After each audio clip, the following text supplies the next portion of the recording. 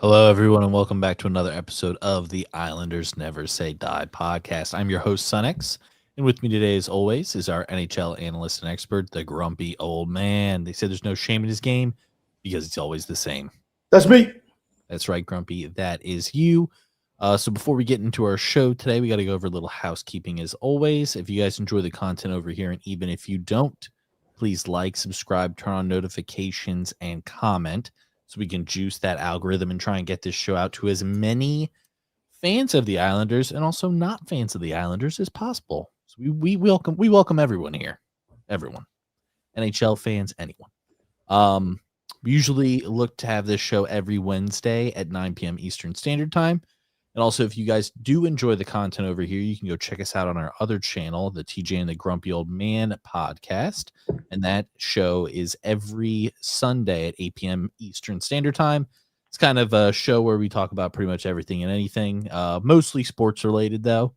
And then sprinkle in some, current events and topics over there. So enjoy us over here. Go over there and head over there and check us out. So, Grumpy, how are you doing today? Okay. Okay. Okay. Okay. All right. Well, I think you were pretty spot on with your prediction last week with the point total that we'd be receiving. Yep. Definition of that's right. mediocre, just average. Yep. And then, it's the same reoccurrence of events that happens every week. We lose to teams that we should beat, and we beat the teams that we should lose to. And be thoroughly dominated by all. Yeah. Yeah. Yep. So okay, well, I mean, we can do a quick recap of the three games from I figured we could do a little recap of the three games that occurred. So the first game we played against the Predators, and that was the game that went to shootout. Ended up losing in shootout. What did you think of the team's performance in that game, Grumpy?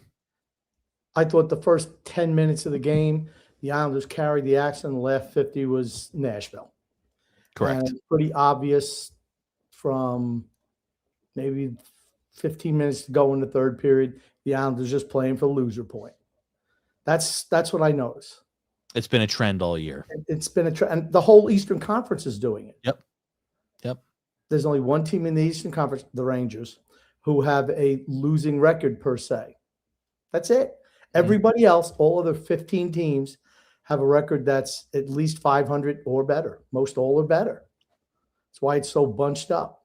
They need, and I'm saying it again, they need to absolutely change the way they dole out points. They need to reassess, absolutely. Because the play is boring at the end of games.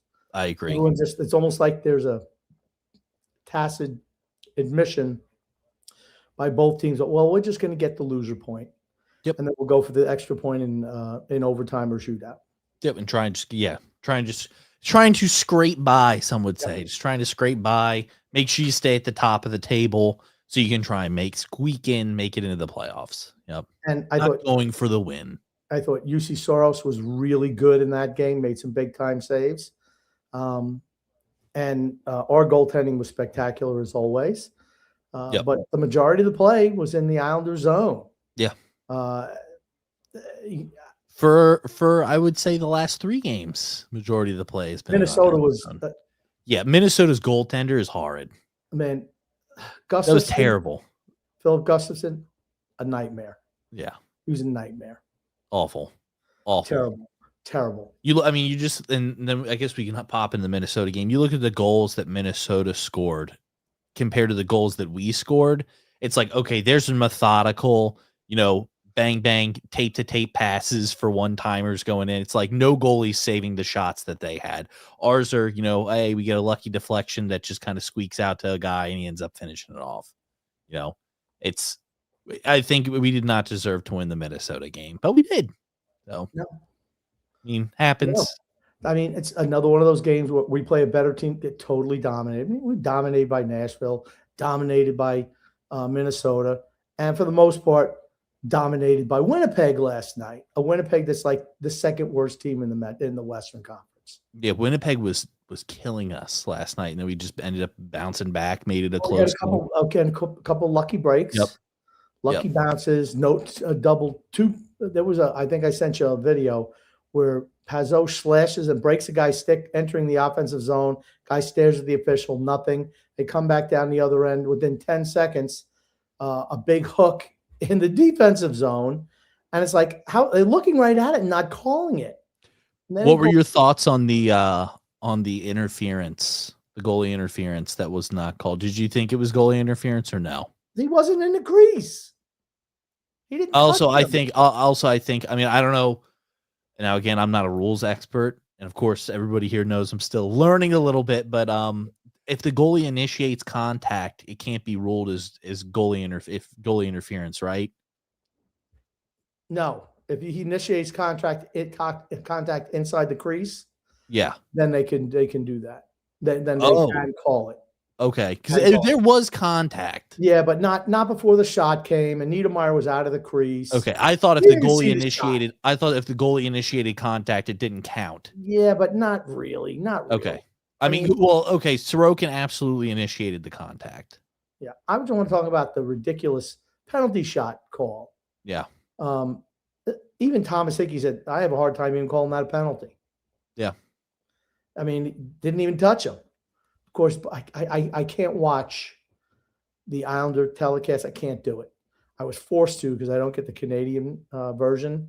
Since it's a Canadian U.S. team, I only get the U.S. feed. I can't listen to Butch. Oh, my gosh, yeah. I'm like, stop. Hey, oh, yeah, stop. He's passionate about the team, Grumpy. Stop. Just stop. Passionate and supportive of the team. You have to at least have a semblance of being fair. A little bit. Yeah. And if an Islander does something, he's like, oh, well, they're just playing. He blows it off. Yeah. And I think for the first game all year, maybe not the first game, but one of the only games this year where Sorokin wasn't like 5 or 6 goals saved above expected yesterday. Yes. I mean, was it all his fault? No, it was not. I didn't think our forwards did a good enough job either blocking shots or giving him clearing out some space so Sorokin could see the shot coming. We didn't deserve to win that game either, honestly. I really thought we were coming back. When Schaefer scored the goal with 45 seconds, I'm like, they're going to score again. Because how many chances did Winnipeg have it missing an empty net like in the last 3.5 minutes where they had empty net? And it's like Kyle Connor took a shot from his blue line. Dude, skate up 3 or 4 steps before taking that shot. There was nobody near you. Yep. I mean, you don't expect him to miss that shot. Yeah. And, I mean, was Hellebuck really good last night? I don't know. It's okay, I guess. I don't know. The Islanders just are what they are. I can't get excited about the team because they're underwhelming. If the goaltender isn't standing on his head night after night, you're not going to win. Lose. Yeah, we lose by a lot. We lose. They're a team that's just squeaking by, just hanging on, just playing for an overtime point, and then hopefully Sorokin or Rittich will save our bacon come shootout time or in the extra period. And it's like, unfortunately, you kind of inevitably know how it's going to end. It's like, okay, we might squeak into the playoffs and then it's a first round exit. So, I mean, that's not something that you can really get behind and be like, yeah, well, we made the playoffs. Like, no. And another thing that I did like, they put Anthony Duclair on the first line with average Anders, below average Anders Lee, and Matt Barzal. And that line seemed like it had a little jump. Yep. The Islanders' power play has been horrible, as always. Year after year after year, it's like, oh, the coach. It's not the coach, it's the players. I've been saying it forever. It's the players, a bad mix of players. You've changed up the coach before and nothing changed. Matthew Barzal overhandles the puck until he learns to, and he just won't shoot. He just won't shoot. He has to shoot. I don't know what you can do to make him shoot. Maybe just hit him with a cattle prod when he comes to the bench if he won't shoot. Brr, brr, brr, brr. Next time, get out there and shoot the puck because he's got a good shot. Yeah, unfortunately, though, I think, and this is with a lot of players, his mindset is to dump it off to somebody else, though. That's just the way, He's a the creator. style that he plays. He's a He's a creator. creator, exactly. He's not a guy who's going to be like, he's not the guy who you're going to be like, I want, like, he's not the guy who at the end of the game will be like, I want the puck, I want to shoot, I want to put it in the net. He's not that kind of guy. He's the guy who looks, okay, where can I pass? Where can I pass? Where can I pass? The thing with Matt Barzell, I'm sorry, with Matthew Schaefer at the top, he's got great vision. He just does. Yes. When Anthony Duclair is on the first power play unit, it moves. It's much faster puck movement and generates more chances. When Matt Barzell is in that spot, he just skates around and start. And I love Matt Barzell. Everyone knows that. Eventually, you have to tell him, shoot the freaking puck, or just put him up top. Yeah. Put him up top and have him orchestrate from the top. Maybe on the second power play unit, because Schaefer's got to play on the first one. He's more decisive. And you think Schaefer's best up top? Absolutely. Yeah. Absolutely. Okay. But when you have Anthony Duclair on one side, the puck moves faster. The Islanders power play is better with Anthony Duclair on it because he's not somebody who holds the puck or slow and ponderous. It's always been the Islanders' problem. It's too slow. They don't move the puck. Too slow, ponderous. The other team can just, it's very easy adapt to it. Yep. But when you're moving quick passes, okay, it gets the defense moving. It lets your guys skate and move from position. You catch them off guard. Right. Yep. So I'd love to see Anthony Duclair on that first power play unit. Going forward. When Horvat comes back, he's going to be on there. You would figure that it would just be better. You know what I'm saying? You just figure it would be better. That's all. And right now it's just not. I mean, that's just the way it is, unfortunately. It's just not. Penalty kill, awful again last night. Again, if the officials actually called the infractions that the Islanders committed, they might lose 9-10, to 3 last night. They just don't call anything. I sent you a little clip of the back-to-back infractions that just were ignored by the referees. Ignored. I mean, blatant. You slash a guy's stick and you break it, that's automatic. It's an automatic slashing penalty. Automatic. And then the hook where, he gets the guy around the waist and spins him around. I mean, that's an Islander specialty. The guy puts a stick near him. The Islander guy grabs a stick and throws himself on the ground. It's always a penalty. So the Islanders get a power play. Not that it usually helps. But you got to but again, the fight. The one good thing about Anthony Duclair being put on the first line means that Emil Henneman has now come off the first line. And you'll see him continue to drop. Boop, boop, boop, boop, boop, till he's at the fourth line. Maybe third line, fourth line. Positive news, Simon Holmstrom did have a goal. And he had a good game. Who was it against? He had a couple goals. He goes here's the thing. He goes through little sections of time. Like he has hot and cold phases. Yeah. Streaky guy. Yeah. I mean, he's against Minnesota. He's a serviceable. That's right. He's against Minnesota. 2 goals and an assist against Minnesota. Yeah, he had a good game against Minnesota. Simon Holmstrom is a serviceable third line winger. Yep. That's what he is. You might get a night where he's explosive and great, or, he's going to be, as you used to previously call him, Casper. Right? Yeah. But, I mean, that's, he's not really Casper anymore. He's not afraid. He's not afraid to get a little bit. He looks like, Banjo Boy. But he's not afraid to go into the corners now, which he wouldn't do previously. He's not. He's certainly less of that Swedish influence. Yeah. Than he used to, and that's all because of Patrick Waugh, honestly, and him riding the bench. I still think Patrick Waugh does not like the Swedish guys. He doesn't like the Russians, really. What do you think the reasoning's behind that? Because he likes the Canadians. Do you think he's biased? How do you explain Jonathan Drouin getting all his rope and doing nothing? Likes him. So you think he's biased towards, his own countrymen? Probably. I mean, everybody has bias, right? To some extent. Yeah. Yes. I think every coach has a bias towards certain players. Yeah. If you gel well or have a good connection, they're usually going to give you a little bit more slack than or other guys. Type of player. Hey, this guy likes skill guys. This guy likes grit guys. Like I know Grandpa always likes certain kinds of not great skilled players, but guys who they're hustlers, they're grinders. He always loved them. That's why my dad was the quintessential Islander fan. Loved those guys. Gary Howitt. Yep. And he loved Gary Howard. That little guy, look at him go. He loved Gary Howard. I think Gary, I think now he loved, Potvin, appreciated Potvin. He's never really a bossy guy. He Yeah. always said Brian Trottier was borderline dirty, always cross-checking guys from behind. Always. He always said that. I'm like, I don't know. Now everybody hits from behind.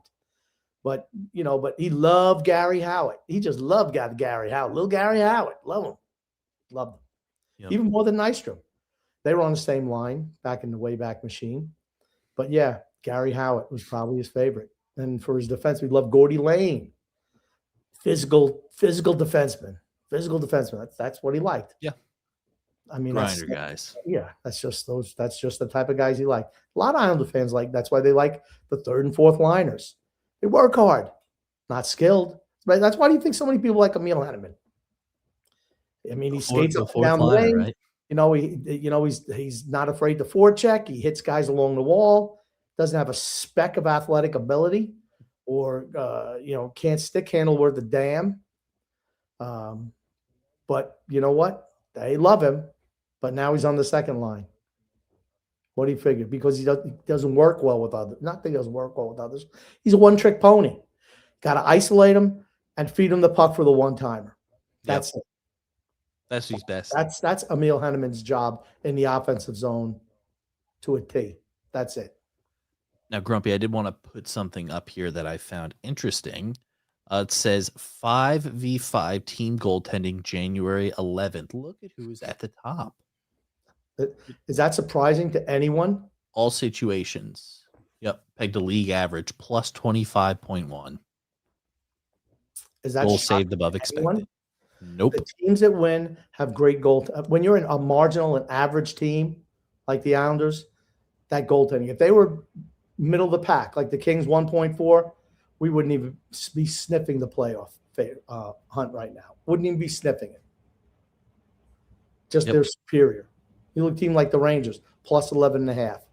Well, we would be where the Rangers are with a 14 goal differential. That's where we'd be, the bottom of the Eastern Conference. That's where we would be without those other 14 goals saved above expected. And it's not just Sorokin, it's Rittich too. They've both been great this year.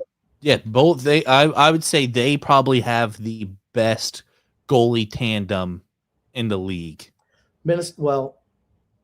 Judging by this statistic right here, they have the best goalie tandem in the league. True. And seeing how Minnesota's goaltending was against us, it ain't nothing to write home about. True. I mean, honestly, name a game where you think that the Islanders' goaltending has actually been really bad. Can you name a game from this year where their goaltending has been the issue as to why they lost? There's been a couple of games where we got blown out, but it wasn't. I mean, the game that Rittich played, I even forget, a couple of weeks ago where we got beat. I don't know what it was. A whole bunch to a little. I even forgot who was against. I put I'm just on to the next week's games. I'm not looking in the Wayback Machine to find out, who it was. You could look it up while I'm talking if you like.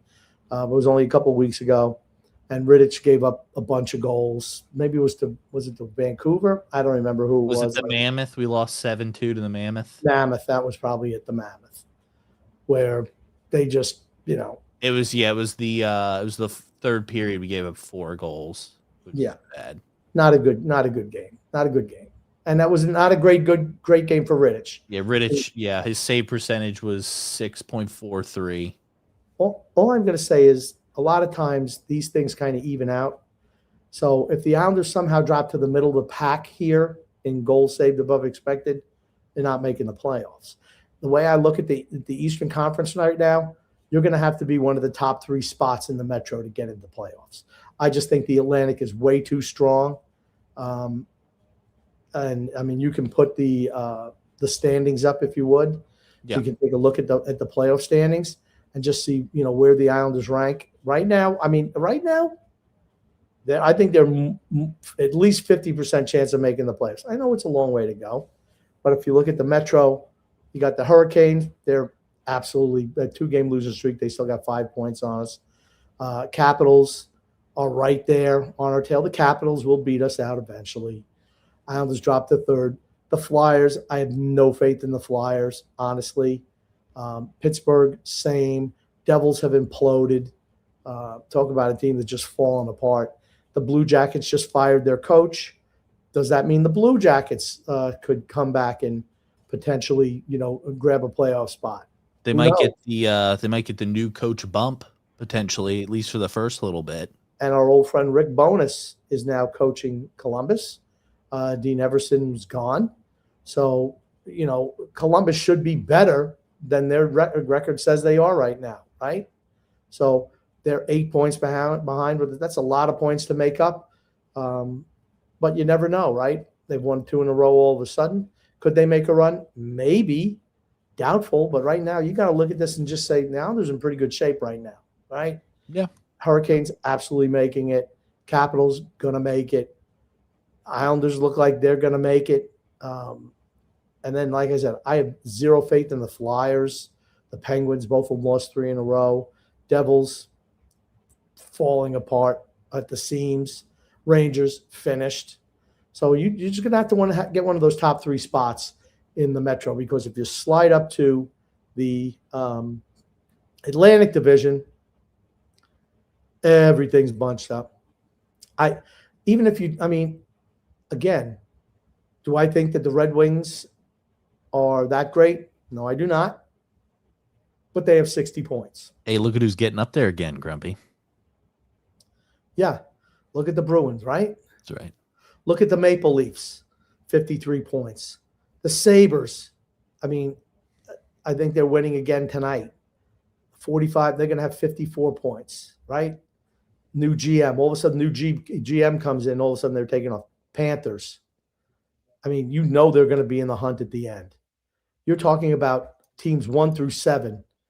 Any of them could make the playoffs. The Senators, no way. Linus Ullmark, it's been kind of leaked out that he got, I guess, his Guma that he was fooling around with on road trips, squealed to his wife what was going on, and he wound up, Ullmark wound up freaking turning state's evidence about the other guys on the team who were doing the same thing. Your team doesn't come back from that. I'm sorry. He's been on some type of leave. I'm sorry. I can't see him ever playing in Ottawa again. I realize it's kind of a bold statement, but when you betray your teammates like that, that's it. You're done. Again, about personal stuff, just because you got caught, that's persona non grata right there. I'm sorry. And so I just think they're done.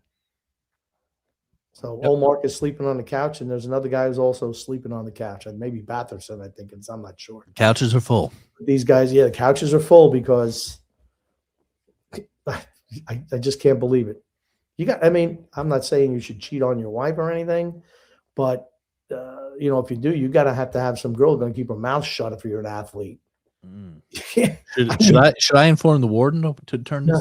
No, I'm just saying if you're an athlete, you got to be a little smarter there. They make too much money. It's too much temptation. Yeah. That's just, unfortunately, that's the way it is in the athletic world. There's a lot of that stuff that goes around. Oh yeah. With all sports. Yeah. So that ends them, right? That's it. Senators are done. Rangers are done. Devils are done. They want to trade Dougie Hamilton, who shot himself out of everywhere he's ever been, except for Carolina. But Carolina didn't want to pay him money. They're trying to trade him. He doesn't want to get traded. Don't give guy a no trade clause then. Mm-hmm. So they're done. They're absolutely done. Lightning, Braden Point should be out for a while. They won 11 straight, though, the Lightning. They're pretty damn good, aren't they? Yeah. Go figure. Yeah. Go figure. They're back. Yep. After a couple of years. How long it took them to turn it around, right? Well, think about it. They won the Stanley Cup, 4 years ago? I believe 4 years ago. Something like that. No, it was longer than that, because I think that was the 21 year that they lost to Colorado. But it was the year before that they won in 2020, right? So you had the Florida for the 2 years, you had Vegas, and you had Colorado. So it was the year before that. It's the year before that. So however many years, 4 or 5 years, they've turned their whole roster over with the exception of the stars. They've turned everybody else over and gotten younger and faster. That's how you change on the fly. You know what they do? They're like, okay, we have our core pieces. Great. We're not afraid to move anybody else. They had to move Sergachev. They got rid of McDonough. Then they brought McDonough back. They were up to salary cap issues. But you know what they did? Their general manager's smart. Okay, we can still be in contention. We're still winning, but we're not getting overly sentimental about keeping guys. Or maybe they let go of Stamkos, maybe a little bit past their prime.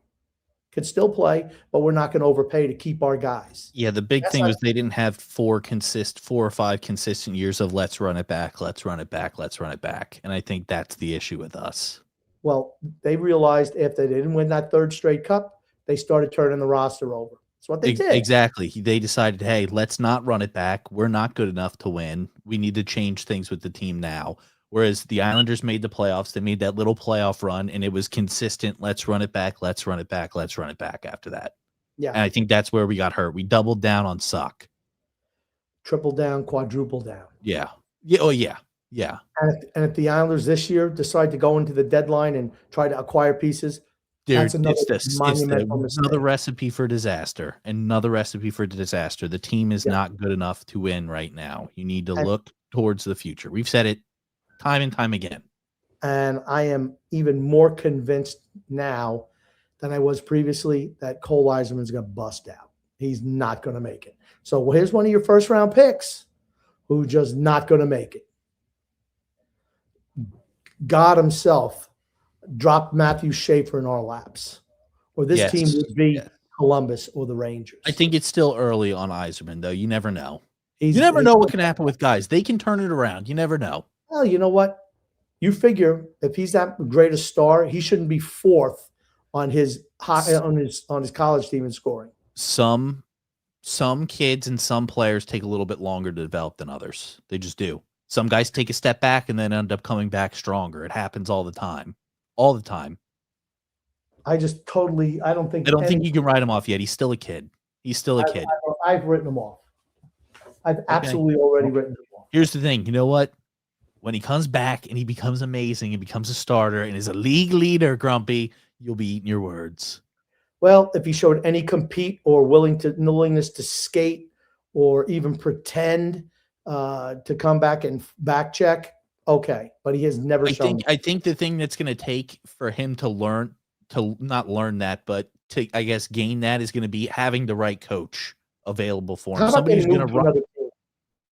going to ride him and say, listen, you need to get your shit together. You need to hustle. You need to try harder. This is tanking, this is tanking, I guess, how the team looks at you going forward. You need to change your methods. You need to try harder. You need to compete more. You cannot teach compete. You cannot teach compete. You either have that internally inside of you or you don't. I think with the right coaching and somebody pushing you, you can get it, though. No freaking way. So you yourself has even said that you felt that Holmstrom's played better since Wah got there, right? Yeah, because he's doing the little things that he needed to do. I never questioned Holmstrom's compete. You said he wouldn't go into the boards. He was afraid of physical contact. Right, because he was a Swede. He was your typical Swede who, they have the bigger ice surface and they just like to play ice. I look at that. I look at going into the boards, physical contact as compete. At least myself, I do. Okay. Doing the grunt work, doing the I guess the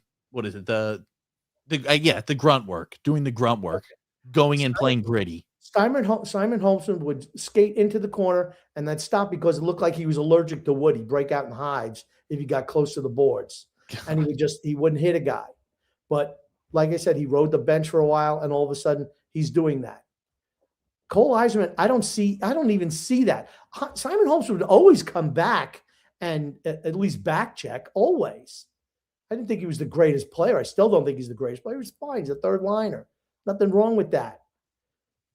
He can play on the penalty kill. You're not going to see Cole Eiserman be on a penalty kill. You have to be somebody who's got brains and, defensive awareness. That's not Cole Eiserman. You can make yourself a spot on the NHL roster if, you can play defense and have smarts about you. That's just not Cole Eiserman. Like I said, he reminds me of Oliver Wahlstrom. That's who he reminds me of, Oliver Wahlstrom. How'd that work out? Again, we'll see. Only time will tell. Yeah. I don't think you can write the kid off just yet, though. If there's a deal to be made and somebody wants to include Cole Eisman, bye-bye. To get a young guy, to get a young established player who could be part Sure, of yeah, as you said, an established player. Yeah. I'm not talking about a guy who's 35 years old. I'm talking about a younger guy, 26, 25, 26, 27. And he's a guy you have to sacrifice? Absolutely. Aitchison, Kason Aitchison is another guy that I'm not afraid you'd mentioned in juniors that I think our last episode you'd mentioned that he looked horrendous. He did not look good he looked Romanoff like in the World Juniors. And he's a big fish in a little pond, for his OHL team. He looks really big, but when he plays against men, not so good. Don't look so big anymore. Nondescript. Defensively unaware. Who's that sound like? The worst player in the history of the league before he got hurt this year. God. Yeah. Again, his is going to be coaching. His is going to be covered for him. His is going to be coaching. He's going to need to get the right coach who can potentially teach that out of him. Yeah, like I said, you can't. And now here's the thing: Aitchison has compete. Absolutely. Yeah, he does. You can tell he's a guy who works hard. And so does Victor Eklund. They have compete. Yep. You cannot teach. Victor Eklund's been the best so far, though. Matthew Schaefer has compete. Matt Barzell has compete. Bo Horvat has compete. Emil Henneman has compete. Cole Eisman, not so much. That's all I'm saying. Those guys don't make it. They don't make it. We'll see. Maybe he's listening to the show right now, Grumpy, and he will go ahead and flip the switch and start competing. He's probably playing video games is what he's probably doing till like 4 o'clock in the morning. That's probably what he's doing. I don't know. Yeah. But yeah, so I mean, I think it's a little too tight to tell with the East, and I mean, I think we've gone over this. The West is pretty much decided, right?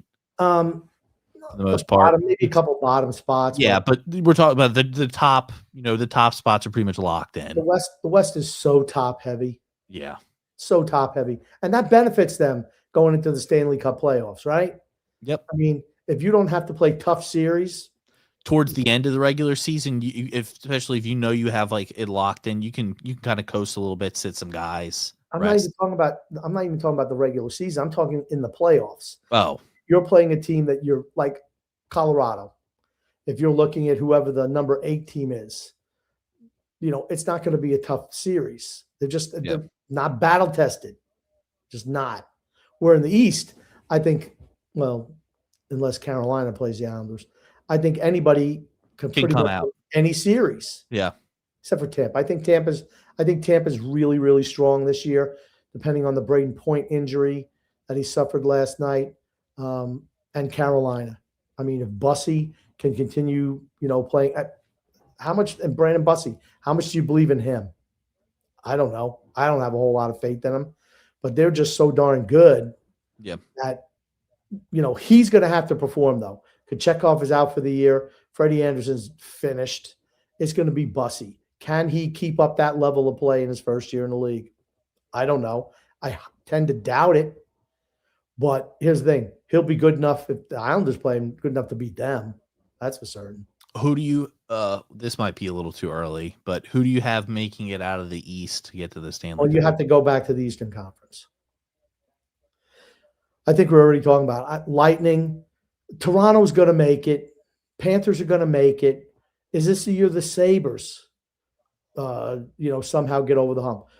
Can the Red Wings keep it up? Can Montreal keep it up? We know the Bruins are going to keep it up. I don't see the Bruins. Making it. I just don't. You definitely see the Bruins making it. But if I'm looking, and I'm absolutely looking for 5 teams. It's like the SEC. I'm looking at 5 teams to squeak through out of this conference.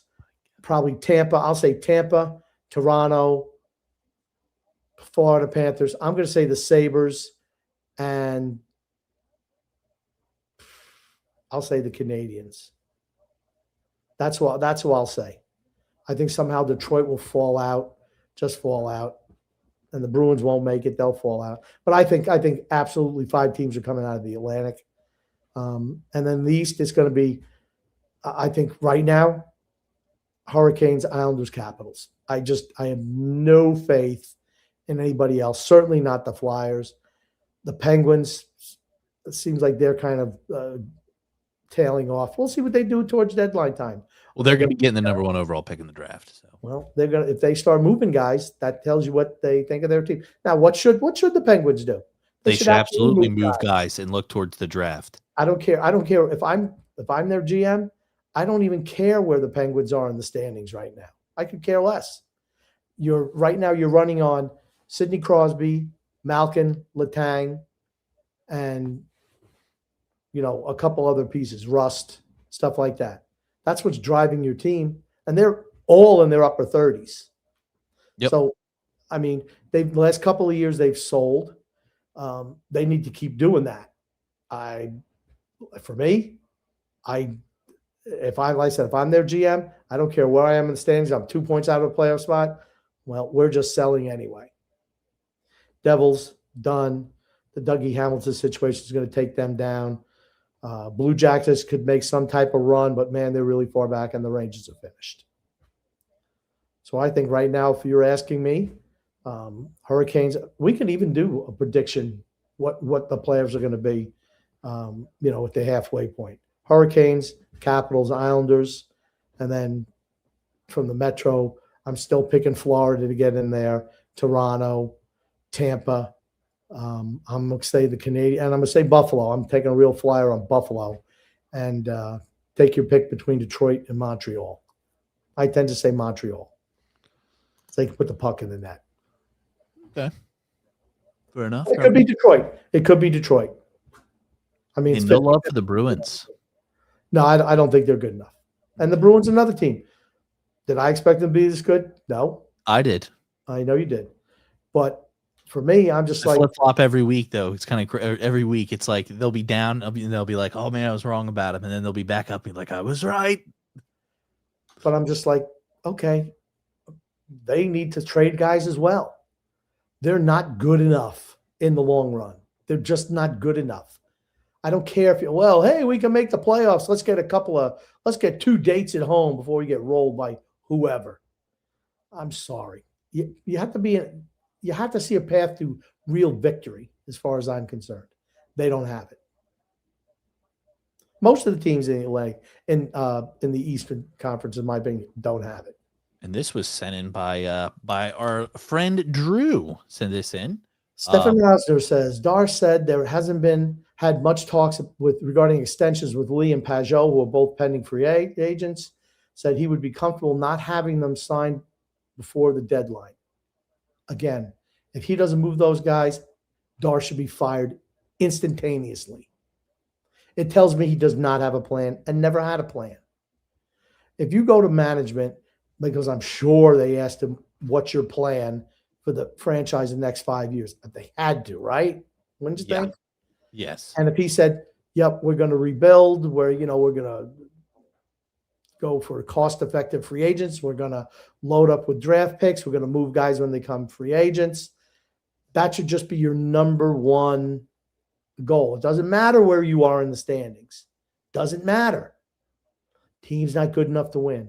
Are they good enough to win a playoff series? Maybe. But Sorokin's going to have to stand on his head. Yes. I mean, yeah. To win anything, the goalkeeping is going to have to be elite. Matthew Schaefer is now, I think, ahead of Bobby Orr. He's second all-time for goals by an 18-year-old defenseman. I think he'll break it. I think he will also. But he's kind of hit a wall a little bit, right? And he got halfway injured. He wasn't injured at all. He was limping off the ice. It doesn't matter. He's not injured at all. So did you take a gasp when you saw him? He's fine. He's not scoring points with regularity anymore. And that's to be expected. It's a condensed schedule with an 18-year-old kid who's never played more than 30-something games in a season. I mean, and he plays 25 minutes a night. It plays a lot. Pellick, Pulak pay 23, 24, 25 minutes a night. What do you think happens the second half of the season after they get run around by Rod to start that? You fall apart at the end. That's what happens. It's just I don't know what Patrick Roy is doing in regards to certain things, but grinding your defenseman into the ground is not recommended. Here's worst case scenario. The Islanders play tough. Darch decides, okay, I'm not going to move these guys because he's under the fallacy that we can get into the playoffs and get swept by Carolina, and that'll be fine enough for him. And then as soon as the deadline passes, those guys all run into a wall because they're playing 25 minutes a night. They get injured or they just lose effectiveness. They can't do it anymore, and the Islanders fall out of the playoff race. That's worst case scenario. That's absolutely worst case scenario. Yeah, you're saddled. And the Islanders are not going to be in any position to win a lottery and number one overall. Absolutely not. They're just not. Agreed. Even though that's what I was hoping for, that is not the case.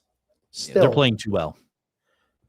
Well, they're getting loser points just about every single day. Yeah, okay, but they're producing points. They're playing better than other teams. They're not playing well. They're not playing well. They're getting points. There's a difference between playing well and getting points. There just is. They're playing well enough to get points. They go down 3-0 yesterday, and all of a sudden, Winnipeg takes the foot off the gas. 2 minutes, 41 seconds later, the game is tied. That's what happens. There's no quitting the team. No quitting the team.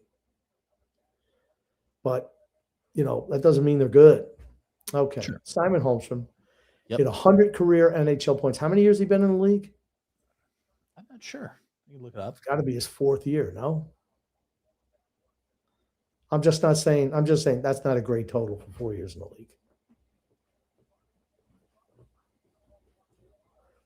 Why don't you pop up his hockey reference page so we can just see what he's done career-wise? Let me pull it up here. Hold on. But let's just say 100 points in 4 years, 100 and counting. Well, okay. So he's got 100 points in 4 years. That's not great. That's why he's a bottom 6 guy. Enough said. Okay, so we have the next 4 games coming up. Okay, X, you got to be faster on that. Yeah. Well, it's. I'm trying to type with one hand while holding the microphone with the other. When we're talking about points, you should already have that pulled up.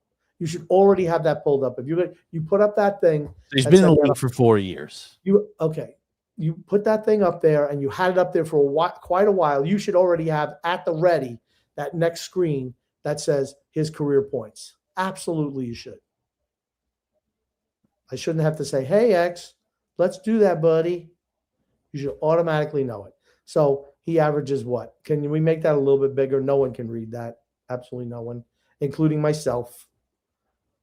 Okay, so 50 games, 9 points. Yikes. 75 games, 25 points. Last year was pretty good. 75 games, 45 points. This year, 45 and 21. So he will not score on par with what he did last 45 and 23. 45 games 23. Played, 23 points. 23 in 45. So he's not on pace to replicate even last year's pace. So yeah, maybe he gets to, upper 30s, maybe. It is what it is. That's what he is. So X, can we just pull up the next, let's just quickly talk about the next 4 games. 3 of them will be before the next show, and the 4th one against Seattle will be on show night, starts at 9:30.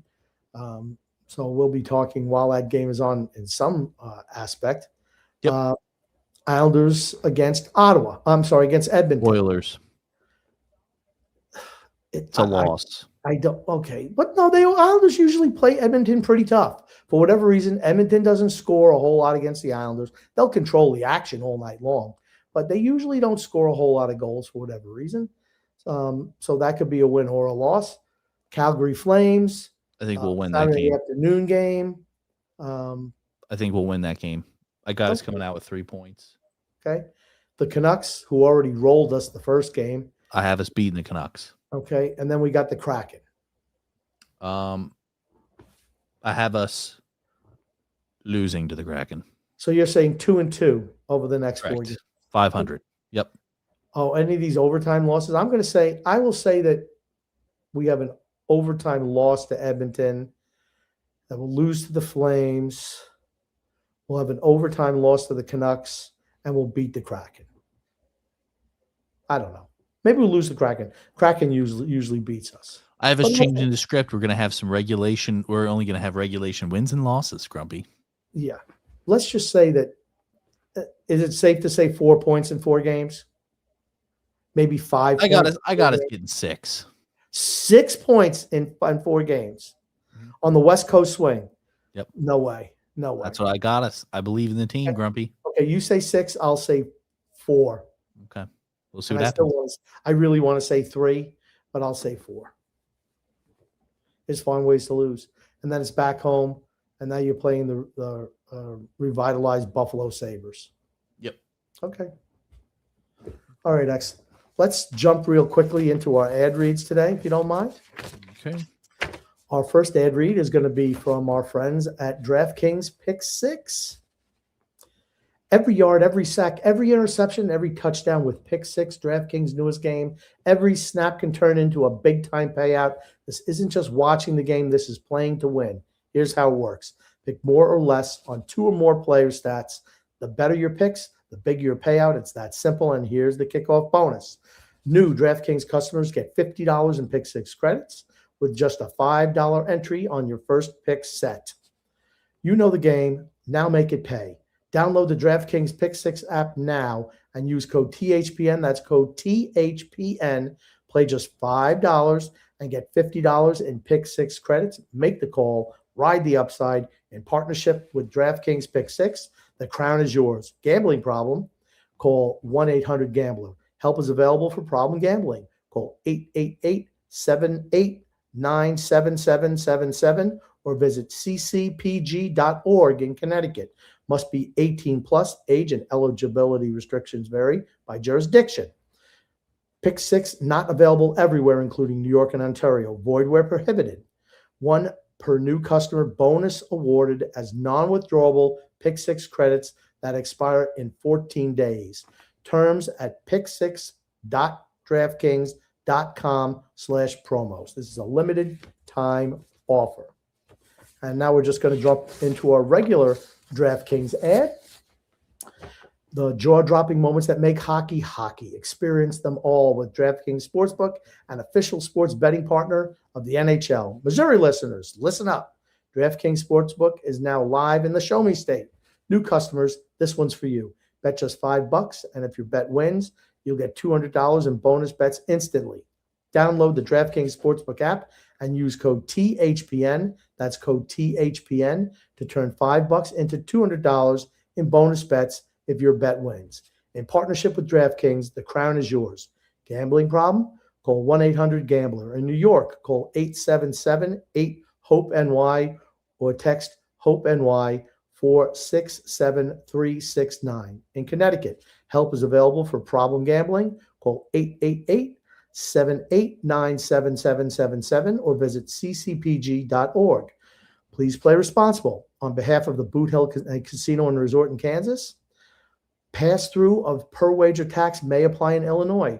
21 plus age and eligibility varies by jurisdiction. Void in Ontario. Restrictions apply. Bet must win to receive the bonus bets, which expire in 7 days. Minimum odds required. For additional terms and responsible gaming resources, see dkng.com/audio. Limited time offer. So I just want to make sure we got that out, Mr. X. Tell people if you're into DraftKings, if you're into gambling, you can do a lot worse than using DraftKings, right? Very true. Very true. All right. Let's bang out some comments real quick, X. See what we can do. Craig, the regular bartender, says, waiting for Grump to crap on everything fun this team has done. Come on, old man. Second in the Metro and half the team's falling apart. It's a fun time to be a fan. Let's freaking go. Okay. Look at what you just said, Craig. Half the teams, we're second in the Metro by hook or by crook, and half the teams are falling apart. Is that what makes it fun to be a fan? Craig, how old are you? Put it in the comments. Because I don't think you ever rooted for a winner. If you think this is fun times, I have to question if you ever rooted for a winner before. Sorry. Love you, Craig. Yeah, Personally, myself, I don't like to cheer for mediocrity, but I mean, sometimes if that's all your team can produce, you know, you got to take the small victories. But again, we need to look towards the future. We need to look towards, wanting to accomplish more than what we're currently getting. We want to be a team like the Lightning. We want to be a team like the Avalanche, right? I think that's the end goal, right? Is to be a team that's dominating the league, and we're not there right now. You would think. We're not there right now. No, So, I mean, within a couple of years, though, I think we absolutely could be with the right leadership. Going to have to draft better. And the right, exactly, the right selections when it comes to picks, the right moves when it comes to trades and the trade deadline. I think that's what's going to be conducive for our overall success. I agree. Craig also adds, being king shit on Turd Mountain still makes you a king, but you smell like shit. No, nobody wants to be near you. Magician Matt says, "Good evening, gents. I see you're posting live on you. I see you're not posting live on Facebook anymore. Won't allow me to put it on there. Okay, you need to call TJ on that.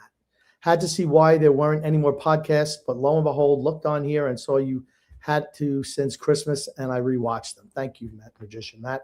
You got to get on top of TJ. I don't know. Figure it out. You're not doing something right. Figure it out." Goon says, "Why can the Islanders beat elite teams, but then leave their jock straps in the dressing rooms for the bad teams? Son X, is this reality or merely a dream?" It is full-on reality. And we're honestly, not in dreamland. It's kind of been the way the Islanders have been for quite a while now, right? Let's be honest. The whole season, it's been the running theme is we lose to teams we should kill, we beat teams we should lose to. This is how it's been going for years. And it's the confusing thing is, why, if we're able to do that against the good teams, why can't we do that night in, night out, right? Because the crappy teams get up to play us. And but we should be getting on the same level to play against them, but it's like we're not. It's confusing. Well, I'm just telling you what it is. They figure, the Islanders are above in the standings. We're going to play harder against them. So the Islanders get exposed. And when we're playing the better teams, they're like, the Islanders suck. So you think it's that the good teams are just not trying and the teams that are worse than us are trying harder? I think there's got to be more involved than just that. I'm sorry.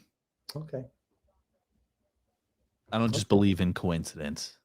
Okay. There's got to be something underlying that's going on. Okay. I just disagree on that one. That's fine. Fleet Dream says, "Grump, Son X, how are you guys doing tonight? Pond hockey. Too much sun and coolers are the reason why they lost yesterday." I don't know. I just don't think we are doing good. We are doing well tonight. Thank you so much. Winnipeg had lost 11 in a row. Then they've won 3. They beat the Devils, the Islanders, and I don't know who else. Goon says, "Unlike past Islanders teams of recent memory, I'm willing to figure they will erase last night's flub with some quick wins, but Son X, did last night's game feel like you were sitting on pins and needles?" I felt like we were outplayed, but then turned it up, and then inevitably ended up losing. I mean, it was. I felt like we were going to get dominated, and then I don't know. We just kind of flipped the switch. It was weird. Okay, so that's how I felt about it. I wouldn't say pins and needles. I thought the game was over, and then all of a sudden we flipped the switch. But it was 3-0. Then they scored 3 goals in 2:41, and then they were outplayed the rest of the night. That's what I'm saying, though. It's like we just flipped the switch, turned it on, and then all of a sudden reset back to what we were doing at the beginning of the game. Time is now, says, "Need Horvat back, going nowhere with no power play success. We haven't been good on the power play for years." Bo Horvat would help if he came back. We need Bo Horvat back. Absolutely we don't score without him. Yeah. Gungu says, "After tonight, is it over for the Rangers?" Yes. By this time, is TJ considered a stranger? No. Stevie P says, "I know you guys miss me." Yes, Stevie. Mm-hmm. The fact is, nobody knows what is considered goalie interference. Yeah, I didn't know, because it looked like Sorokin initiated, in my opinion, my view of the play, it looked like Sorokin initiated the contact. That's what I mean. I don't know if the goalie initiates the contact, if it's considered goalie interference or not. In the Minnesota game, I think it was the Minnesota game, Anders Lee just skated right into the goalie. Skated right into him in the crease. Hit him in the crease, skated right into him. No call. No call. I'm like, how is that not goaltender interference? Skated right into the goalie, knocked him down. How is it not goaltender interference? I don't get it. Different rules for different players. Stevie P says, love to see the grit from Schaefer. Yep. He's been getting banged up. Yeah, because he's 18. Yeah. He's 18. But he's a fighter. That kid's a fighter. Yeah, absolutely. Gungun says, who is this player from outside the United States that Rob vouched for? Should Siplikov be shown the door? If they could find somebody to take him, they'd move him. I don't think Sip. that wasn't a Siplikov. That wasn't a Siplikov signing. Well. That was a Lou Lamoriello signing, not Patrick Waugh. I thought Siplikov would have done me a lot better this year, but he's not been playing well. Can't skate. Magician Matt says, we got pushed around last night. Yeah, they're a big physical team. Yep. Stevie P adds, all the goals came from the point. Our D did not clear the front of the crease and stop the screens on Sorokin. I personally don't think Sorokin could have saved any of those goals. They never clear out the screens in front of the net, though. That's been an issue all year. Bigger teams give them a problem like that. Yeah, they never clear out the screens. I mean, you see Sorokin constantly is having to peek over. It's like, okay, if he's worrying about doing that, he's not in position to save the puck. But that's been all year. They don't clear the guys out in front of the net. They just don't. Gungun says, Son X, which one of your parents would you describe? Oh, God. See, I don't know. Why do you put that comment up there? Just save yourself the aggravation. Neither. I don't know what that even is. Oh, never heard that before. I've been waiting a week for this podcast, and I'm so glad it's finally here. We're back. Very glad to be here. Yep. Gungun says, will the Islanders and Oilers go toe-to-toe? Is Drouin at an all-time low? No, I think he's been lower than he is right now. I can't see us as – I think we're going to get killed by I don't think we get killed by them. I do. I think Edmonton's we might lose, but I don't think we'll get killed by them. I just don't. What's your score prediction? 3-2. I think we're going to lose by 3 goals. Okay. I don't think so. One will come from an empty netter. Okay. Stevie P says, here's what I think the problem with the power play is. Barzal holds the puck way too long, and everyone knows Barzal is going to handle the puck in the zone. We need to drop it to Schaefer every once in a while. Maybe you need to move Matt Barzal off the first power play unit. I mean, just play Anthony Duclair out there. He moves the puck with pace and accuracy. He does. That's the first thing I try. Matty B, I love him. Just he won't shoot the puck. His biggest thing, he never shoots the puck. They can slough off him and try to cover passing lanes. And, I guess, the more that he's, since he's been in the league for a while, I think that's probably teams figure out that's his MO. So they might not stay as close to him thinking, we got to block a shot attempt. That's right. They can lay off and cover extra and, double team somebody else. And that's what it says. Also, we always look for the bumper play and its close up because they can slough off Barzal and cover that. Yep. Especially if they know it's his MO. Yeah. Yeah. Is what it is. It's not the coaches, though. Craig, the regular human bartender, says if we make the playoffs and face Philly, Philly's not making it. Caps or the Pens, my money is on the Islanders. We're doing all this without Horvat in a road trip. Doing all of what? Getting dominated by teams every single night? They can do that with anybody in the line. Winning games we shouldn't be. I just don't think the Islanders are going to play. I guess they would probably play Washington, I would think. And Washington would beat us. I feel Washington would beat us. Their goaltending is good. They're physical. And they got Alex Ovechkin. I mean, I think Washington would beat us in the playoffs. Gungun says, and actually, I'd rather lose to Washington and get rolled by Carolina again in the next round. That's just me. Do not want to lose to Carolina again. Sick and tired of that. Gungun says, Son X, you exude confidence not seen since JFK took office. Therefore, there is not a doubt in my mind that you will have no trouble finally listing 5 Islander captains without the aid of the grumpy old man. Why do you keep on putting this comment up every week? I think I'm ready, Grubby. All right. You better have them written down.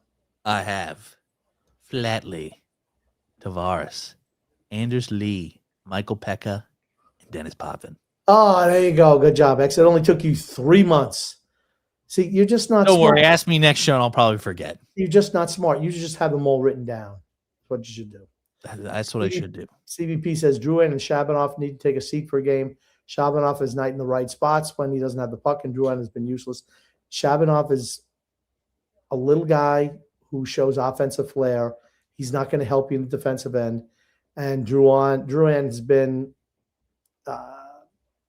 okay. I don't even notice him out there. It's the same thing I've said about. That's the biggest indictment that I can say about anyone who's a forward. I don't even know if you're out there. Is he hurt? I don't know.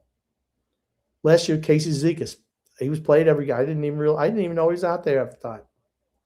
Just the way it is. Thomas Antonetti says, "Good evening, gents. Wondering if you've heard or read any definitive information on the extent of Horvat's injury. Seems to be taking longer than first anticipated to fully recover. Not heard anything. I figured. Yeah, I haven't heard any news on it. I thought he'd be out for a while. He's not been out that long. I think he's skating again though. So if I was the Islanders, if I could get away with it, I'd hold him out and not let him go to the Olympics. And because here's the thing, if he plays before the Olympics, he's hurt. Going to the Olympics. But if he could re-aggravate the injury or make it worse if he goes and plays in the Olympics. Right. So it's fully healed. It's either you sit him out up to the Olympic break and just say, no, you can't go to the Olympics because you're still injured. Or if he plays, he's going to the Olympics where he could probably use that rest. Yeah. But I don't know what the exact timetable is. No idea. Gungun says, Grumpy, what do you reckon was the golden age of the Howard Stern show when Jackie was on, Artie, Stuttering John, Beetlejuice? I never liked Beetlejuice. You didn't like Beetlejuice? No, I never liked Beetlejuice. Spell the word red. Beetlejuice is funny. I thought he was probably best when he was on, what the heck station? Was it Peel? Gosh, I can't remember what station, the FM station he was on. He was good on WNBC too, but I like when he left WNBC and went to the FM station before he went to Sirius. Now he's just a clown. I can't. He's not even listenable to it. Thomas Anthony says, got to ask my weekly trade transaction scenario. Do you see the team pulling the trigger on a significant trade of significance upon return from the Olympic break? And if so, will it come on offense or defense? I think if the Islanders are looking to make a trade, it would probably be on defense. But we're hoping they don't make any trades. We're hoping we trade away players for picks. Unless you like when Washington traded for Jacob Chikrin or Rasmus Sandin. Those are guys that are going to be with the team for quite a while. You don't mind making deals like that. You don't want to pick up some Hammenegger, 32-year-old, 33-year-old to try to squeak into the playoffs. Yep. Don't want to do that. Not for this team.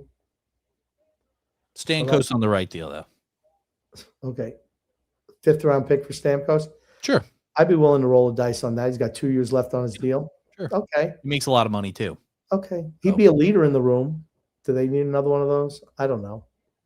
He's been better the last month or so. Oh, so and then it says here, K-Rock was the FM station. K-Rock. That might go down as a TJ-ism. That might go down as a TJ-ism. I don't think you could even name a radio station. Could you call that? Do you know any? Oh, for where we are? Yeah. Power 98 was one. The 96.9 The Cat. Oh, is that a country station? Yes, that's a country station. Yep. Okay. Yep. I know him. No, don't test me. Don't test me. Don't try to play me. I remember the old WBAB, WPLJ, WNW. 107.9 The Link. That's another one. That's the one that the warden listens to. I'm observant. You didn't think I knew that, did you? 99.7 The Fox. And 99.7 The Fox is another one. Yep. 95.7 The Ride. Yeah. 95.7 FM, The Ride. Yeah, that's right. Yeah. Stevie B says, Cizikas has been better without that awful mustache. Maybe he was slowing him up. Who knows? It was not a good look for him. Not seeing these guys with beards and mustaches, all these leagues, they kind of look funny with them now. Magician Matt says, fire X, hire me. Oh my gosh. Be hitting up the unemployment line over here. I think that's Matthew Skloroff, by the way. Thomas Anthony says, Grump and Sun X, thoughts on the rotating bottom D pair lineups? Do you feel this is sustainable for success, even more mediocre, or just someone to be brought in for stability? For it's me, not sustainable for success. I don't think they feel. I think Isaiah George is healthy again in Bridgeport. Maybe they bring him up for another cup of tea. The problem is you're really overloading guys like Schaefer, Pulak, and Pellick with minutes. Can't run those guys playing those type of minutes all year long. Can't do it. Cannot do it. And even Mayfield's playing a lot of minutes, right? But the revolving door on on Mayfield's partners, like what's the soup of the day, pretty much. Yeah, I can't see that as being stable long term. It seems like it's more of testing things out, seeing what works.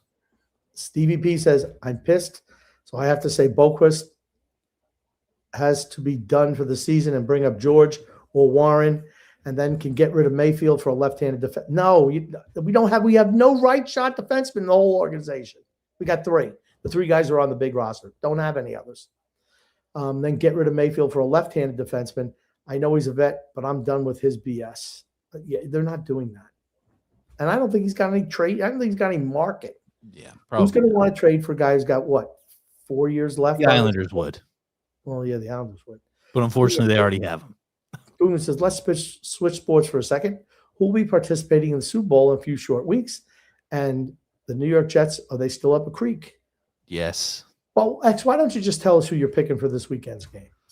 Oh, so I have what are the matchups? We have the Bills and the Broncos, right? I got the Bills winning that game. I think if this is going to be Josh Allen's year, it's going to be this year. So I think you got to put your money on Josh. Hypothetical money, of course. Then who do we have? The 49ers and why don't you just do the American Conference? Okay, then we have the Texans and who's the other team? Patriots, that's right. I got the Patriots winning that game. And you just mentioned to me earlier before the show that Nico Collins is going to be out.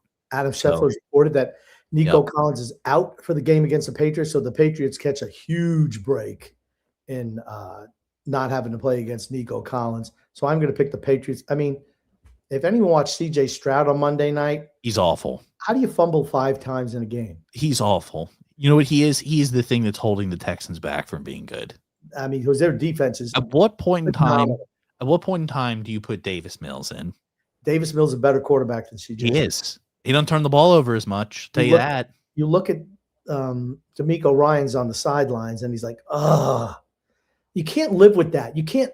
A guy dropping the ball all the time, hits him right in the hand, drops it. Can't do it. Fumbles it all the time. Throws interceptions in the red zone. I mean, Terrible. dude, like they move the ball. They moved the ball up and down the field until they got struck. This is third year in the league. You're still making rookie mistakes. Okay, you should be able to catch a snap from center. Period. Yeah. Pay attention. And then who do we have in the NFC? We got the Rams and the Bears, right? Rams and the Bears. I got the Rams winning that one. And 49ers. And then I got the Seahawks beating the 49ers. I think the 49ers are just way too banged up. If it was a healthy 49ers team, it would be a different story.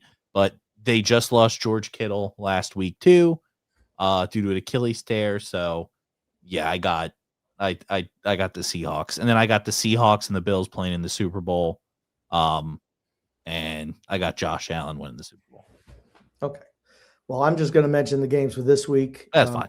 So I'm going to pick, like I said, the Bills. But look at all the teams. They play pretty good defense, right? I'm going to pick the Patriots because they're a home team and C.J. Stroud's been terrible. I'm going to pick Seattle, who just destroyed San Francisco 3 weeks ago. And I'm going to pick the Rams. I just think the Rams are better. Then I'm going to pick the Rams against the Bills. And make sure to tune in to the TJ and the Grumpy Old Man show on Sunday. We can see if our picks were correct. That's right. I think, you can call us out and call us idiots if we were wrong. So there's always enjoyment in that. All right. Magician Matt says, thoughts on the Everson firing shocking? Well, no, they were worst team in the conference, and they were underperforming. That's what happens. You get fired. Rick Bowness comes in. They win a couple of games in a row. So they're going to get the dead cat bump, so to speak. And they're too talented to be as bad as they are or bad as they've seen. Could they be a team that's surprised? Maybe. Doubtful. Freedom Front Adventure says, good evening, friends. Thank God Schaefer's okay. Facts. Yeah, he's fine. Freedom says Schaefer has 13 goal games in 45 games, way ahead of what scores 13 and 60 something. Yeah. Yeah, I think he'll break the record. I definitely do. If he stays healthy, he will. Only needs 6 more goals. Yep. CVP says the Linus Ullmark thing is crazy. I can't believe what's going on in that locker room. Dude, you violated the man code. Sorry. Not good. Freedom says, for all you taking shots at Sun X, let me defend him, by stating that none of you needed to share a room with TJ. You don't know what he heard, saw, and experienced. Amazing he turned out this normal. Ouch, man. That's right. Man. That's kind right. of a left-handed compliment, X. That's right. You don't know what I went through. Mm-hmm. You don't know what I had to deal with. Magician Matt says, booty calls in Ottawa. Absolutely. Who would think Ottawa? I don't know. Not me. Craig, the regular bartender, says, Son X, I love that you're learning the game. It's okay to push back against Grump every once in a while. Sometimes results don't make sense, but we've beaten the best teams in the league, Dallas, Colorado. Yeah. Okay. Yeah. And we've lost to the worst teams in the league. So, yeah. Oh, here, hold on. So I guess it should be bad news that the Islanders have one of the easiest schedules in the league the second half of the season. That should be bad news for the Islanders. Here's the second half. We've beaten the best teams in the league, the Avs, Wild, Dallas, etc. It's okay to just admit that this team finds ways to win and lose. Not always pretty, but standings speak for themselves. The record is what it says it is. And I guess here's my thing. Like, I'm happy that the team is beating better teams. I think that's great. I'm happy that the team is, currently sitting in second place in the Metro. But at the same point in time, I want us to be a team. And I said it earlier. I want us to be a team like a Colorado. I want us to be a team like a Tampa Bay, where we're at the top, killing everyone that we play, being dominant. That's what I want for the future. And unfortunately, I think us making the playoffs, us, going in on trades for players who are a little bit older as opposed to trying to get picks, us not moving guys at the trade deadline, it's going to hinder us from being a team like that. I want us to be a dynasty as opposed to a team that just gets in the playoffs and then, we made a little bit of a run in the playoffs, but we lost. And then, doubling down, trying to do the same thing next year, and then running into the same results or worse results. I want us to be a dynasty. That's what I want the team to be. In sports, if you're not going forwards, you're going backwards. Correct. It's just that plain and simple. Darsh even said that. There was someone Darsh himself even said that. Yeah, well, he's going backwards, just like his hairline going backwards. I was speaking with Phil, and he made a really stupid comment. He texted me a really imbecilic comment and it started actually a Twitter war between TJ and Phil, when Phil said that all good teams usually are outplayed by bad teams, are usually outplayed in every game. I'm like, that's the stupidest thing you've ever said. And he made some smart-ass comment about, the three amigos, Kaliev, McMichael, who's been pretty good, and Tomasino. And TJ come up and started slaying with stuff about Scott Perunovich, all of Phil's bad takes, how Scott Perunovich is an all-star, just waiting to happen. Phil just ridiculous crap. And I said to Phil, you should put that. I said, I want you to put that out on Twitter and tell people that the best teams in sports are usually outplayed by everyone all the time. I mean, it's such a stupid comment that I'm like, go ahead, put that. I'm interested to see what the vote thing is. We should have put a poll up for this particular show. We did not, but we can maybe put something up on the Islanders Never Say Die page. Do people really think that the best teams in any sport are usually outplayed by other squads? I don't believe that. Pretty obvious. The better teams usually play better than everybody else. So there we go. Yep. All right, we get back to the comments here. Freedom says, wow, that is some crazy soap opera stuff in Ottawa. Didn't they have another sex scandal a few years ago with the D-man who makes a ton of money, Erickson? I think he is in San Jose now. I don't know. Maybe it was Carlson. Eric Carlson. I don't know. Yeah. JP Not says, good, regardless. Andrew Gross wrote a ridiculous article about how Dar should keep Pajot. Does he want them to suck in perpetuity? That's what a lot of fans want that too. Radorn says Yzerman and a mid-rounder for Cairo. I would do that. Why would St. Louis do that, though? That's what you have to ask. Why would St. Louis do that? Unless they don't want to pay the salary. Maybe that's the only thing. Freedom says, Grumpy sounds as confident in Yzerman's athletic career busting out as he did in TJ and X busting out. And they busted out, didn't they? They busted out. Stevie P says Yzerman needs to learn how to play a 200-foot game. Blue line hanging won't work in the big leagues. Exactly. I think he can be taught that, though. Has Anthony Duclair even seen the defensive end since he's been in the pros? No. Because he doesn't have the right coach telling him what to do. He's had 11 coaches. No one, and all 11 haven't obviously clicked with it. You know what? I guarantee if I had a conversation with him, I'd tell him how to figure it out. No, he wouldn't. He just, that's what I do. I fly the zone. Do this or you're not playing ever again. How about that? Do this or you're never going to touch the ice again. Yeah. Well, that's why do you think he's been on 9 teams in 12 years? There's a reason. There's a reason. He'll either figure out or he'll either figure out or you won't ever have to worry about him again. It'll be one of the two. Freedom says, Grumpy, did the Ottawa players have a road girlfriend that followed them to all the road games or a different girlfriend in every city? I don't know. I have no idea. I think it's usually like one steady. I don't know. Who knows? I don't know. Grumpy's got the inside scoop. I have no idea. Stevie P says thinks he's a big guy right now, but he will need to adjust when he gets to the NHL. If he gets to the NHL. All I can think of is contact Grumpy for all of the NHL sex scandals. He's the number one source. I'm just sex saying, scandal information. I'm just saying he's in trouble there. Stevie P says, side note, my boy Josh Allen has knocked out one team and the Broncos are next. The Bills are going to win the Super Bowl and the Islanders are going to win the Cup. Well, that would be pretty amazing because the Islanders haven't won a Cup in 40 plus years and the Bills never done that. I'm rooting.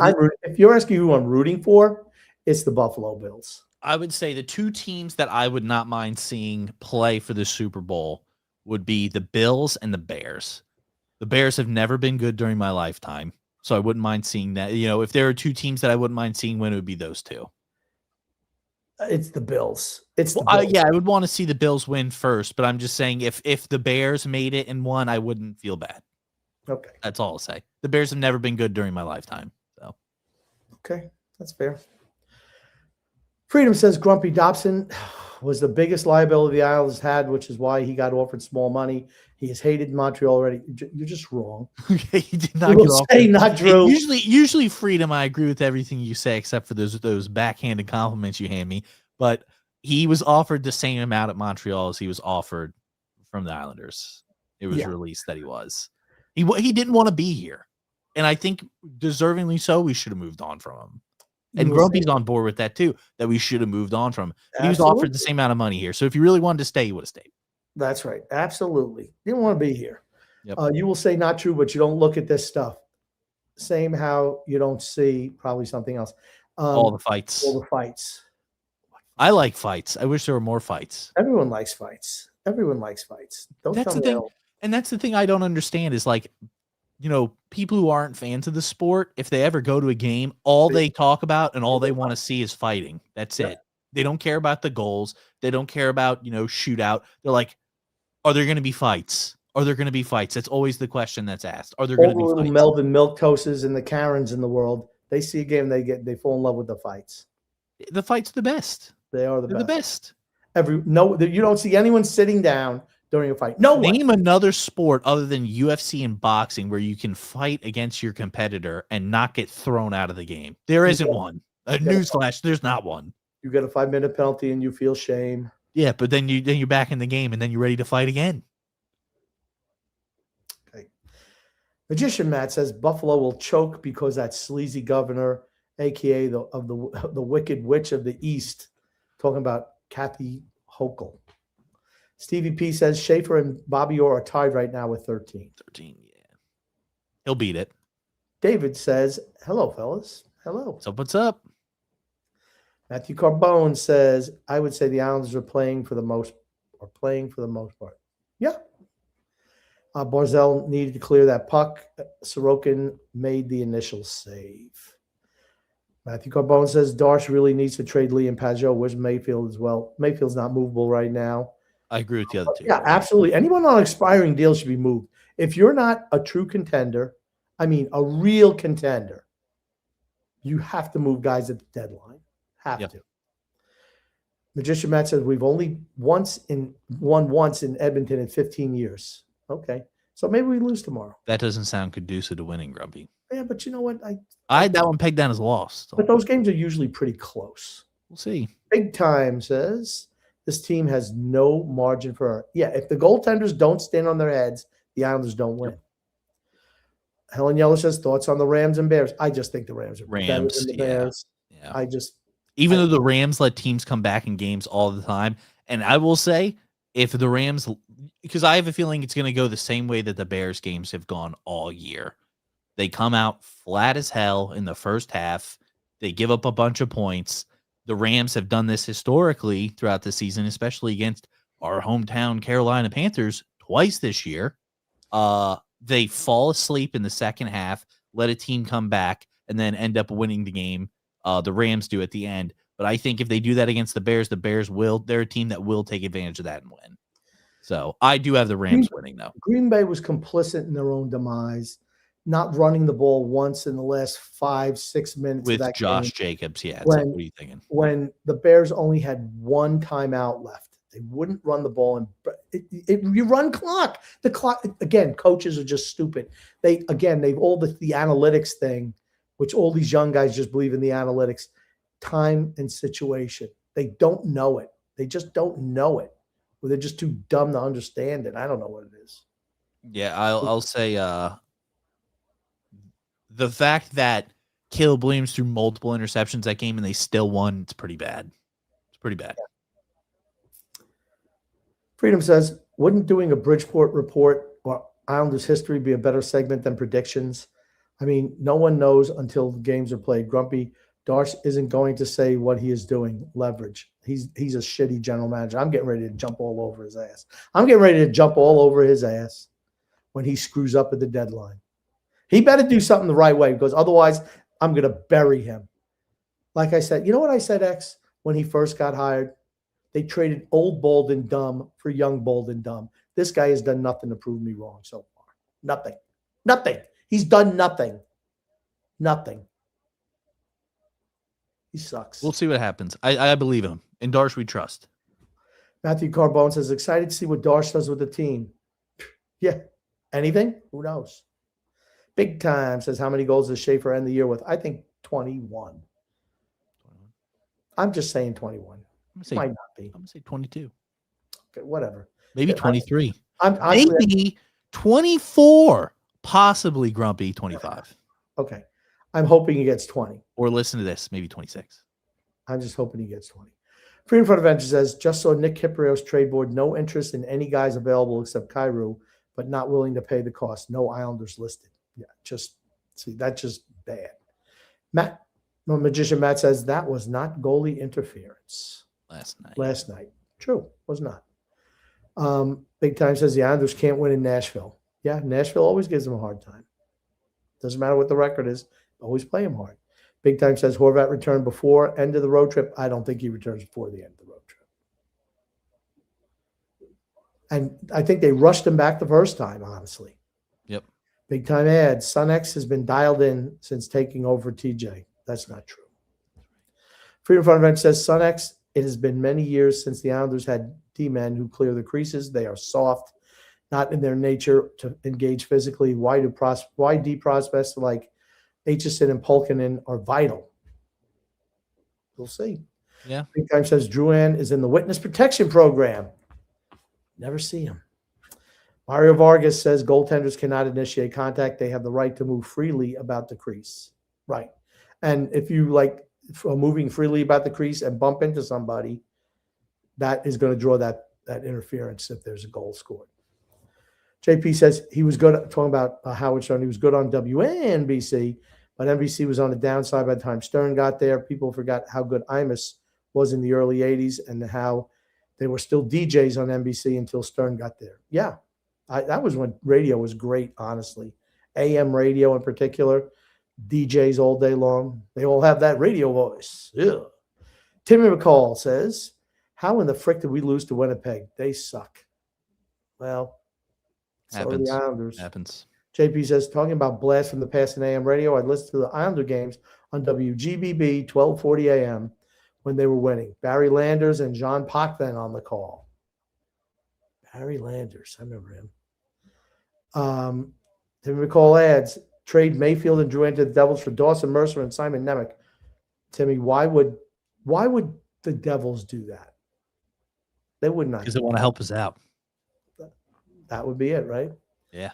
Saints Chat says, Son X, you forgot Facebook again. I didn't forget it. You forgot it. There's something you're not doing right. There's something you're not doing right.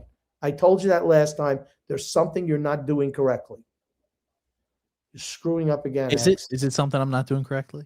You're actually playing. You're playing Jerry Mitchell. You're sure? Loading it on. Yeah, that's right, Jerry Mitchell. Sure, it's not right. Maybe it's right. You just don't know. You should have the Mitchell clip ready to pull every single time. For you, yeah. Saint Child says, I'm picking the Miami Hurricanes to shock the world. Wow. Big wow. Who are you picking in the NCAA? Me? Who are you picking Sunday? We already discussed this on the TJ and the Grumpy Old Man podcast. I'm picking the 30-year-olds to win. So you're picking Indiana. Correct. Me too. They're the best team in the country. They're the oldest team in the country. So, yes, I'm picking them to win. Next. St. JP says, I missed the summers with both the boombox and the transistor radio. The Mets were on WHN 1050 for a while. The Yankees on 770 AM, WABC. The Orioles on WMAL 1090 AM. The Indians on 1110 WTAM. And the Red Sox and Bruins were on 1030 AM WBZ. I think they still are, the Bruins. Next comment, please. JP says the Phillies, Cardinals, Cubs, and even the Braves on a clear night on AM. That's one thing. On AM radio, if it's a really clear night, you can hear stuff from all over the country. Freedom says not taking – he's yelling at you, X. Not taking Stamkos at his age and salary commit for the next 2 years. Never, ever. If you can find guys under 26 that are fast risers, then yes, but otherwise no old dudes. Well, I mean, they don't have anything – they don't have any money to spend on anybody in the next 2 years. Till Schaefer's contract comes up. Yeah. So, I mean, if they wanted to dip their toes and try to compete for a couple of years, they could do a lot worse than Steven Stamkos. JP says, isn't the Olmark rumor baseless? Oh, no, it is not. Drew says, I sent someone releasing a new India Pale alert in the DM just now. I don't even know. Pale Ale. Oh, okay. Yes, India Pale Ale, Grumpy, on IPA. Okay. I might have to try this one out, Grumpy. Might have to order myself some. Okay. It's called the Shafe Daddy. Oh, that sounds like IPA. It's made up. It sounds like it's made up because you said it.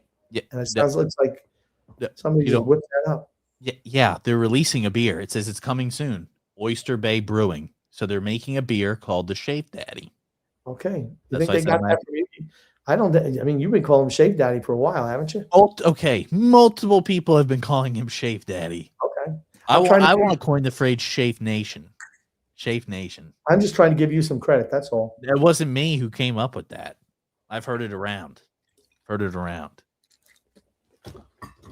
Freedom says, Son, actually, you were Domi for Toronto. Seriously injured Isaiah George last year, and the Islanders failed to retaliate at all. Then Domi cross-checks Schaefer and the Rebs this year. No one fears the Islanders fighting back. Were you aware of that, X? What? Sorry. I was reading another comment. What'd you say? Sorry. Are you aware that Domi for Toronto seriously injured Isaiah George last year and the Islanders failed to retaliate at all? I think I do remember hearing about that. Then Domi cross-checked Schaefer in the ribs this year. No one fears the Islanders fighting back. Yeah, you know what I would do if he did that? I would have somebody come up behind him and cross-check him right in the spine. Slash him on the back. Slash him on the back of the knee. No protection there. Cross-check him right here in the back of the neck. Right here. Ooh, just cross-check, and then maybe you can little snappage. Oh, that's not very nice, X. Hey, you play stupid games, you win stupid prizes, buddy. Bam. Right to the Big back. Time says Dynasty's a big ass, basically winning 3 in a row. The Islanders can't even win 3 games in a row. Hey. Big Time says Phil's has said more things that are more dumb. The guy's a broken clock, maybe right twice a day. He's not even right twice a day. He's never right. Big Time says Eisenman will be good on the power play. He's not going to make it. I'm just telling you, he's not going to make it. Believe, Grumpy. Freedom says X-Man, Islanders beating good teams and losing to bad teams is not new. This has gone on since John Tavares was captain. I think when Lee is replaced and older guys moved, it will change. I don't. Who are going to play? You can't. No. Frank from Empire State goes, wow, I get on to hear Grumpy Old Man knock the great Darsh. What a shocker, LOL. He sucks. The shitty general manager's done nothing so far. Nothing. Freedom, he signed David Rittich. That's what he did. Freedom Front Adventure says, SunX, I had previously sent you the articles, fan comments, media comments, videos on Dobson's liability, but you claim you don't get it. Documented in all articles and Darsh interviews included. I know actual Montreal fans, and they say you're full of shit.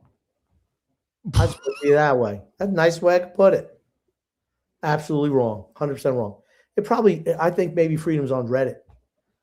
That's a real reputable fan base. You're saying The Onion? Whatever.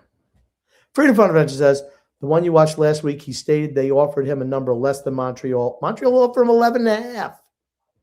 Or 9.5. It was the same amount. That's what they offered him. Dobson felt was worth more, and Montreal paid. This is a fact you can easily research. Don't let Grumpy Old Man brainwash it. They offered him 9.5. He wanted 11.5. That's what it was. That's just what it was. He signed for 9.5. He wanted 11.5 to stay in the island. They said, Frank from Empire said, what Omar rumor? Got to listen to the beginning of the show, Frank. Yeah, we just go over briefly some sex scandals. Sex scandal in Ottawa going on. Yep. And breaking the man code. Yeah. Always a mistake. Not staying faithful. I'm glad he's not on my fantasy team. That's all I got to say. Did you read this one? Sorry. Yes, I read that one already. JP says Don Carney produced the Yankees for WPIX 11. Very true. You want to know what? You know what I always remember what was on PIX every night, every weeknight at I think it was 11. Was it 11 or 11:30? I think it was 11 because at 10:30 I think they had the news. The Honeymooners. Maybe it was midnight. It was on every single night. Every single night. Watched it every night. Every night. Oh, here's one. Big Time says, Schaefer rap. We're gonna Schaefer rattle and roll. Yeah. Big Time says, Grumpy and Darsh we trust. Okay. All right, Grumpy. And then last comment here. Freedom Fund Adventure says, SunX, close out the show with this quote. It's not the dress that makes you look fat. It's the fat that makes you look fat. Al Bundy. My favorite Al Bundy quote of all time, though. I know what you're going to say. Is when he's working at the shoe store and the woman says, I can't believe you made fun of me in front of my face. And he said, I'd make fun of you behind your back. My car's only got a half a tank of gas. Hilarious. That is the best quote. That Absolutely is the hilarious. best quote. Do you think they'd even put that on television now? No. Because you know what? It's funny. It is very funny. Hilarious. It was very funny. I will admit. I behind your back, but only got a half a tank. I laugh at that every time I see it. It makes me laugh. And then also the stuff where he's calling the neighbor a bird all the time. Beak job. Get a beak job. Yep. Chicken. Who thinks of that? It's just so funny. His delivery was great. It was. It was great. His delivery was Whoever thought that he would have another television show where he was even more recognizable than Al Bundy? Which it's hard. Yeah. I mean, it's hard. It really is. I mean, he had 2 shows where he was great. I mean, but you think of a character. Now, of course, I remember him more as Al Bundy than Jay Pritchard on Modern. Was it Modern Love? Is that Modern Love? Modern Family. Modern Family. That's right. Sorry. Close. But I mean, that was a huge show too. I was even bigger than Married with Children. Yeah. But I mean, just to think that he would have a role where I know he's playing kind of the same, not really the same character, but similar. Older. Well, like, he was way older in the second one. Yeah. But just the first one was so iconic. It's so hard to not be typecast, and he was able to do that. And I never thought of him as Al Bundy on that show. Yeah, never did. Maybe because his look was, he was quite a bit older and he looked much different, but still. Matthew DiBernardo says, "What's up, boys? I wonder if Darsh gets Schaefer a partner." No. If we're still in the top 12-ish of the league, there's buzz of an early trade deadline before the Olympics. Does Darsh get aggressive early? Okay. I think what we're seeing here is teams will have to make the decision. Do they make the trade early and hope that particularly guys who are going away to play in the Olympics, and then you risk them getting hurt? Or do you wait till after the break and then you have to pay higher prices if the guy stays healthy or anything like that? I think you run the risk. And then the team that trades him early has to run the risk where, oh, okay, he got hurt. Now I can't get the value. So it's crazy. It's different. By the way, the Olympics, I believe, are on February 8th to start. I think it's a Friday, 6th, something like that. It's coming up really soon. Freedom Von Wrench says, Son X is doing everything right. TJ is sabotaging him. X, pull up the simultaneous fights from the Flyers and Lightning. You have never seen the Islanders throw one hit that big or fights. I don't know. Isn't it if we pull up hockey stuff, it gets taken pull down? Up the live, it can't. Yeah. So unfortunately, I don't think I will be able to pull that up because it'll take down the show, which will not be good. It won't take the show down, but it demonetizes it. Okay. Not that we make a shitload of money on it. JP says Ed O'Neill was great. Yep, fantastic. Yes. Yeah. Hilarious. JP adds, he went to the Pittsburgh Steelers 1969 training camp, was cut by Chuck Noll, and his biggest thing was he remembers sacking Roger Staubach. It was a big one. Yep. All right, Grumpy, anything you want to say before we wrap up the show tonight? I want to say love and laughter to everyone who listens and even those who don't. From Son X and the Grumpy Old Man. Yep. And I want to thank everybody for coming out and listening as always. Love the interaction in the comments. Get ready for 6 points over the next week. Grumpy's wrong. So, and yeah, we will see you guys next time. Thanks, Grumpy. My pleasure.